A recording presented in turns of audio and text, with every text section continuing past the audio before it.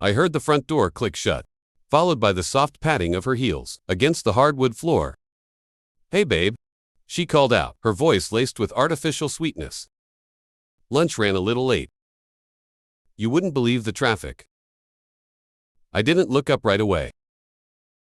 Instead, I sat there, fingers lightly tracing the rim of my whiskey glass, eyes locked on the object in the center of the table.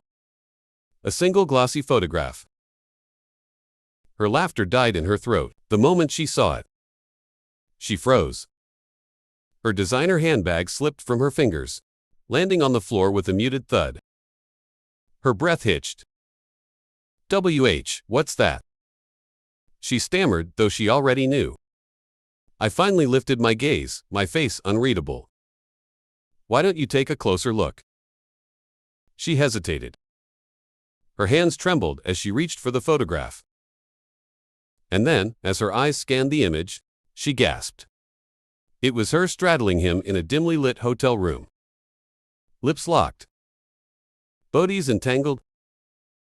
Not a lunch date. Not even a one-time mistake. A full-blown affair.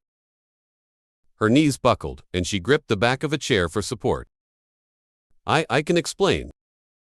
I slammed my glass down, the sharp clink echoing through the silence. "Don't."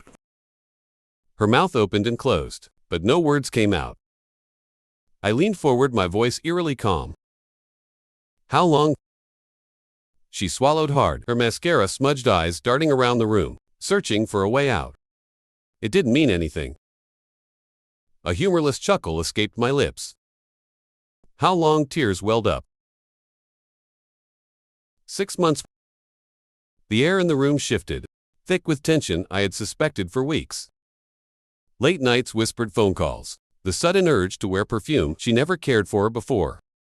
But hearing it aloud, it was a blade twisting deep into my gut. I exhaled slowly, forcing my emotions into check. "And him?" She hesitated. That split second of hesitation confirmed what I already knew. I reached into the drawer and pulled out a second photograph. This time, it wasn't just her and her lover. It was him and his wife. Her face drained of color. You told her." I took a sip of my whiskey. Number 2. Her body sagged in relief. "Foolish." I tapped the edge of the table, drawing her attention to my phone. A video sat paused on the screen, a recording of my earlier conversation with the man's wife. Her sobs. Her fury. Her devastation. "You might want to sit down," I murmured. She stumbled back, gripping the table. "You had no right." I cut her off with a glare, so cold it could freeze fire. "No, right? You shattered our vows, destroyed our home, and now you want to talk about rights." Tears streamed down her face. "I never meant to hurt you." I stood towering over her. "But you did?" She reached for me, desperate, but I stepped back. "Please, let's talk about this. Work through it." I scoffed. "Work through it?" "Like how you worked through your afternoons in that hotel." Her lips quivered. It was a mistake. I held up the third and final photograph. A bank statement. A hidden account. Money funneled out of ours and into hers. My blood turned to ice. "You aren't just cheating," I said, voice laced with venom. "You were preparing to leave." She shook her head violently. Number 2. I don't lie to me." Silence, and then a whisper. I was scared.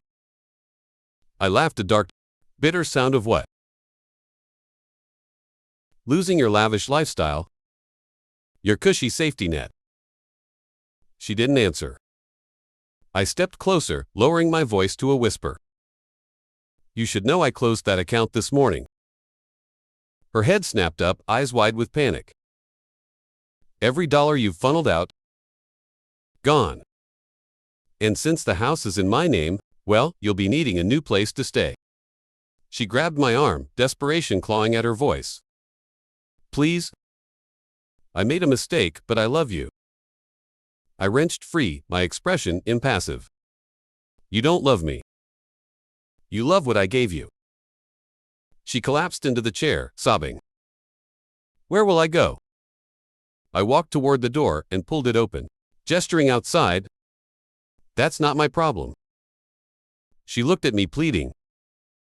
Please don't do this. I met her gaze, my voice colder than winter itself. You already did. And with that, I turned and walked away. Her wails echoed behind me, but I didn't look back. Not this time. Not ever again.